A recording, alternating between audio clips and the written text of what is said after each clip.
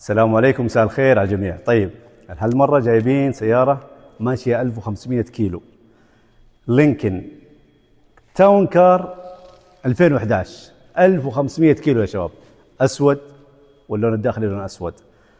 طبعا السيارة راح تشوفوا فيديو مختصر وفيديو تفصيلي، وراح تشوفوا صور تفصيلية.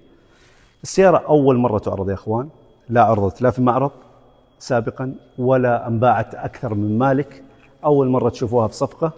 وهذه هي السيارة. طبعا اللي بيسأل عن الأغطية تبع الجنوط موجودة، بس بنوريكم إياها هنا. السيارة هي تتكلم يا أخوان، يعني لو أقعد أشرح إيش بشرح وهي ماشية 1500 كيلو. أوريكم الداخلية. هذه الداخلية يا أخوان زي ما أنتم شايفين، لون أسود، لا في استهلاك في الداشبورد أو في الطبلون أو في الأبواب. وريهم هنا يا عبد الله، وريهم هنا، ما في استهلاك يد هنا ولا مسكة يد هنا. يعني سيارة جميلة، كرومات خارجية كذلك. شوف الداخلية من هنا،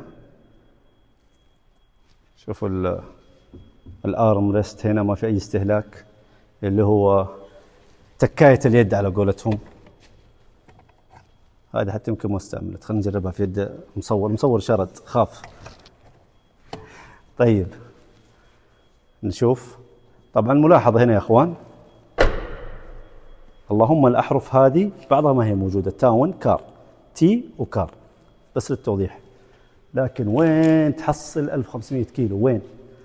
اللي بيسأل ليش الممشى هذا، هذه جزء من سيارات الأمير محمد بن فهد الله يرحمه، أول مرة تعرض. اختصرناها عليكم مختصرة الحين خلاص. وهذه راح تكون في صفقة. شوفوا ال ما هو موجود. كيف المايك؟ بس الصوت واضح يا شباب، همش الصوت واضح يوصل لأبعد مكان. ما شاء الله تبارك الله.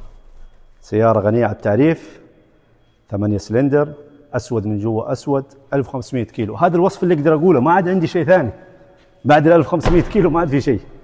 شوفوا الباقي بس. يلا، السلام عليكم.